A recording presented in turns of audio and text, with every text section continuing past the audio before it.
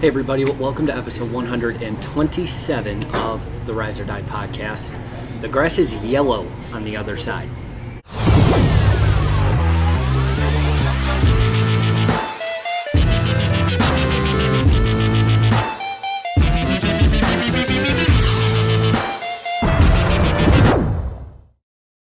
Yes, you heard me right. That was a reference to pee.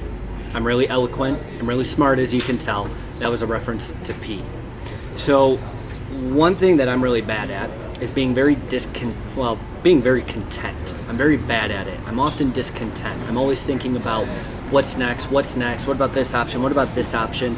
I've become addicted to change, which in a lot of ways is really good because I do not hesitate to make tough decisions. I do not hesitate to make tough choices that have a drastic impact on not only me, but my wife, my business, etc. And that's why I'm able to move so fast. But there's a flip side to it, and this is where most people have a hard time with. We always want to look at the other side as green, right? It's always greener on the other side.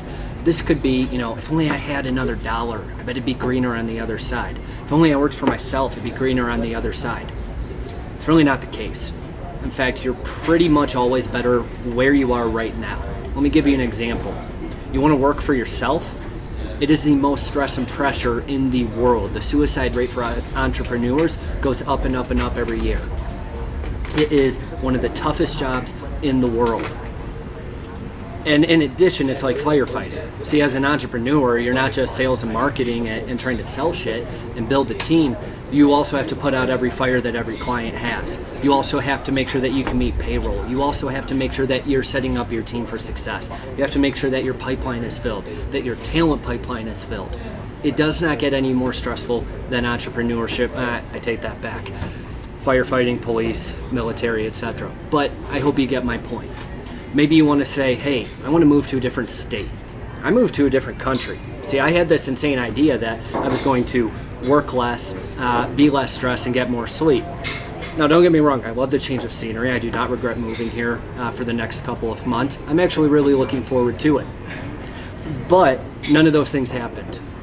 I sleep probably the same, if not less. I work more, I work the same, if not more, I should say. It's not greener on the other side. My wife was talking to me the other day talking about, she missed home a lot, and it's almost like, man, I really wish I was home with family, able to see friends and so forth. In reality, it'd be no different than if we were never to have left and we were miserable. We wanted change, we wanted to leave. The grass always seems greener on the other side. Be content with where you're at. That doesn't mean you don't expand, but that doesn't mean that you trade what you have for what you wish you had. That doesn't mean that you trade what you have for a sense of, well, I can't be happy till I have this. See, I'm looking forward to the next several months here, but I'm also looking forward to going home. I'm getting better at not being discontent and frankly an asshole because I don't have X, Y, or Z. I'm okay with where I'm at, and I'm focused on expansion. Sometimes the grass is just plain yellow on the other side. Let me give you an example. How can it get any better than this view? I mean, you look at hills, mountains, there's volcanoes over there. It is freaking beautiful. Bad part is the Wi-Fi sucks, but it does in Guatemala as a whole. You cannot get good Wi-Fi. Well, my team and I had a great idea of going to another better coffee shop, which is where we're working now. This is a coffee shop. So we spent a day at another coffee shop. It was hot, it was dark, we were miserable, and the Wi-Fi sucked more. We wanted change. We thought we wanted change when in reality we had the perfect situation. So we came right back here the next day. Now that's a very simple, very kind of corny example, right? Deciding what coffee shop to work from. I'll pick the one 3 stories up overlooking the volcanoes. But this applies to life. We always wish we had X. I'm married, I wish I wasn't. I'm not married, I wish I was. I'm an entrepreneur, I wish I wasn't. Do you know how many times I wake up thinking, well shit, I wish I worked for someone else? There is so much pressure, so much stress, and I talk about this each and every episode. People don't understand. But from someone's perspective that's never been an entrepreneur, that's all they want, and they can't be happy until they get it. And then entrepreneurs are like, well, what the hell did I just sign up for? I want to call it quits.